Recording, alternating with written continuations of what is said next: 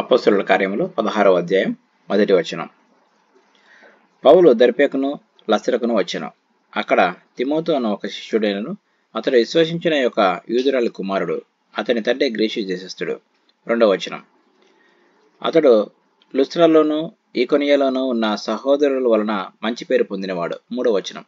అతడు తనతో కూడా బయలుదేరి రావాలని పౌలు కోరి, అతని తండ్రి గ్రీసు దేశస్థుడని ఆ ప్రదేశంలోని యూదులందరికీ తెలియను గనుక వారిని బట్టి అతన్ని తీసుకుని సున్నతి చేయించెను. 4వ వచనం. వారు ఆయా పట్టణముల ద్వారా వెలుచు యెరూషలేములోనున్న అపోస్తలులను పెద్దలను నిర్ణయించిన విధులను గైకొనుటకు వాటిని వారికి అప్పగించిరి. 5వ వచనం. గనుక సంఘములు విశ్వాసమందు స్థిరపడి అనుదినము లెక్కకు విస్తరించుచుండెను. 6వ వచనం. ఆసియాలో వాక్యము చెప్పకూడదని పరిశుద్ధాత్మ వారిని ఆటంకపరిచినందున వారు ఫ్రుగియా గలతీయ ప్రదేశముల ద్వారా వెళ్ళిరి. ముసియా దగ్గరకు వచ్చి బితూనియకు వెళ్ళుటకు ప్రయత్నం చేసిరి గాని 7-8 వచనాలు. యేసు యొక్క ఆత్మ వారిని వెళ్ళలేదు. అంతటా వారు ముసియాను దాటిపోయి త్రోయకు వచ్చిరి. 9వ వచనం. అప్పుడు మాసిదోనియా దేశస్థుడు నిలిచి, నీవు మాసిదోనియాకు వచ్చి మాకు సహాయం చేయమని తనను వేడుకొనుచున్నట్టు రాత్రివేళ పౌలునకు దర్శనం కలిగాను. 10వ వచనం. అతనికి దర్శనం కలిగినప్పుడు వారికి సువార్త ప్రకటించుటకు దేవుడు మమ్మల్ని పిలిచి ఉన్నాడని మేము నిశ్చయించుకుని వెంటనే మాసిదోనియాకు బయలుదేరుటకు యత్నం చేసి 11వ వచనం. కాబట్టి మేము త్రోయను విడిచి ఓడ ఎక్కి తిన్నగా సముద్రాకేకును మరునాడు నెయిపోలికిని అక్కడ నుండి ఫిలిప్పికిని వచ్చితిమి. 12వ వచనం. మాసిదోనియా దేశంలో ఆ ప్రాంతమునకు అది ముఖ్య పట్టణమును రోమీల ప్రవాస స్థానమై ఉన్నది. మేము కొన్ని దినములు ఆ పట్టణంలో ఉంటిమి. 13వ వచనం. విశ్రాంతి దినమున గవిని దాటి నదీ తీరమున ప్రార్థన జరుగును అనుకొని అక్కడికి వచ్చి కూర్చుండి కూడి వచ్చిన స్త్రీలతో మాట్లాడుచుంటిమి. 14వ వచనం. అప్పుడు లుదియాయను దైవభక్తి గల యొక్క స్త్రీ వినుచుండెను. ఆమె ఊదారంగు పొడిని అమ్ము తుయతైర పట్టణస్థురాలు. ప్రభువు ఆమె హృదయం తెరిచెను గనుక పౌలు చెప్పిన మాటలందు లక్ష్యముంచెను. 15వ వచనం.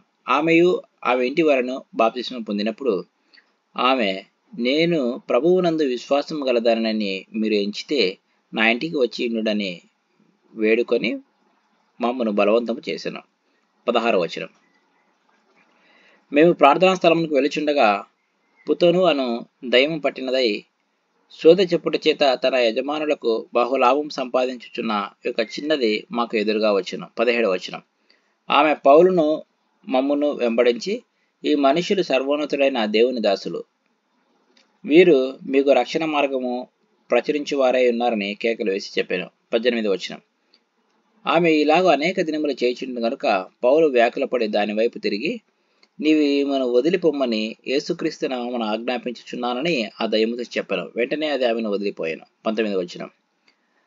ఆమె యజమానులు తమ లాభ సాధనం పోయినని చూచి సౌలును శీలను పట్టుకొని గ్రామపు చావిడిలోనికి అధికారుల ఎద్దకు ఈడ్చుకొని పోయిరి. 20వ వచనం. అంతటా న్యాయాధిపతుల ఎద్దకు వారిని తీసుకుని వచ్చి, ఈ మనుష్యులు యూదులై ఉండి 21వ వచనం. రోమియులమైన మనము అంగీకరించుటకైనను చేయుటకైనను కూడని ఆచారములు ప్రచురించుచు మన పట్టణము గలిబిలి చేయుచున్నారని చెప్పిరి. 22వ వచనం. అప్పుడు జనసమూహము వారి మీదికి దొమ్మిగా వచ్చెను.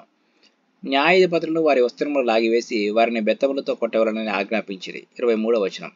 వారు చాలా దెబ్బలు కొట్టి వారిని చెరసాలలో వేసి భద్రంగా కనిపెట్టవలనని చెరసాల నాయకునికి ఆజ్ఞాపించిరి. 24వ వచనం. అతడు అట్టి ఆజ్ఞను పొంది వారిని లోపల చెరసాలలోనికి త్రోసి వారి కాళ్లకు బొండ వేసి బిగించెను. 25వ వచనం. అయితే మధ్యరాత్రి వేళ పౌలును శీలయి దేవునికి ప్రార్థించుచు కీర్తనలు పాడుచుండిరి. ఖైదీలు వినుచుండిరి. 26వ వచనం. అప్పుడు అకస్మాత్తుగా మహాభూకంపం కలిగెను. చెరసాల పునాదులు అదిరెను. వెంటనే తలుపులన్నీ తెరుచుకొనెను. అందరి బంధకములు ఊడెను. 27వ వచనం. అంతలో చెరసాల నాయకుడు మేలుకొని చెరసాల తలుపులన్నీ తెరిచినట్టు చూచి ఖైదీలు పారిపోయిరనుకుని కత్తి దూసి తన్ను తాను చంపుకొనబోయాను. 28వ వచనం. అప్పుడు పౌలు, నీవు ఏ హానియు చేసుకొనవద్దు, మేమందరం ఇక్కడనే ఉన్నామని బిగ్గరగా చెప్పాను. 29వ వచనం. అతడు దీపము తెమ్మని చెప్పి లోపలికి వచ్చి వణుకుచూ పౌలుకును శీలకును సాగిలపడి 30వ వచనం. వారిని వెలుపలికి తీసుకుని వచ్చి, అయ్యలారా, రక్షణ పొందుటకు నేనేమి చేయవలనను. 31వ వచనం. అందుకు వారు, ప్రభువైన యేసునందు విశ్వాసం ఉంచుము, అప్పుడు నీవును నీ ఇంటి వారును రక్షణ పొందుదురని చెప్పి 32వ వచనం. అతనికిని అతని ఇంట ఉన్న వారికందరికీ దేవుని వాక్యం బోధించిరి. 33వ వచనం. రాత్రి ఆ గడియలోనే అతడు వారిని తీసుకుని వచ్చి వారి గాయములు కడిగెను. వెంటనే అతడును అతని ఇంటి వారందరూ బాప్తిస్మం పొందిరి. 34వ వచనం. మరియు అతడు వారిని ఇంటికి తొడుకొని వచ్చి భోజనం పెట్టి దేవుని యందు విశ్వాసం ఉంచిన వాడై తన ఇంటి వారందరితో కూడా ఆనందించడు. 35వ వచనం. ఉదయమైనప్పుడు న్యాయాధిపతులు ఆ మనుషులను విడుదల చేయమని చెప్పుటకు బంటులను పంపిరి. 36వ వచనం. చెరసాల నాయకుడి మాటలు పౌలునకు తెలిపి, మిమ్మల్ని విడుదల చేయమని న్యాయాధిపతులు వర్తమానం పంపి ఉన్నారు గనుక మీరిప్పుడు బయలుదేరి సుముఖముగా పొండని చెప్పాను. 37వ వచనం. అయితే పౌలు వారి న్యాయం విచారింపకయే రోమీయులమైన మమ్మను బహిరంగంగా కొట్టించి చెరసాల్లో వేయించి, ఇప్పుడు మమ్మల్ని రహస్యముగా వెళ్ళగొట్టుదురా, మేము ఒప్పము, వారే వచ్చి మమ్మల్ని వెలుపలకు తీసుకొని పోవాలని చెప్పాను. 38వ వచనం. ఆ బంటులు ఈ మాటలు న్యాయాధిపతులకు తెలుపగా వీరు రోమీయులని వారు విని భయపడి వచ్చి 39వ వచనం. వారిని బతమాలుకొని వెలుపనికి తీసుకొని పోయి పట్టణం విడిచిపోండని వారిని వేడుకుంది. 40వ వచనం. వారు చెరసాల నుండి వెలుపలికి వచ్చి లుదియా ఇంటికి వెళ్ళిరి. అక్కడ సహోదరులను చూచి ఆదరించి బయలుదేరిపోయిరి. Praise the lord.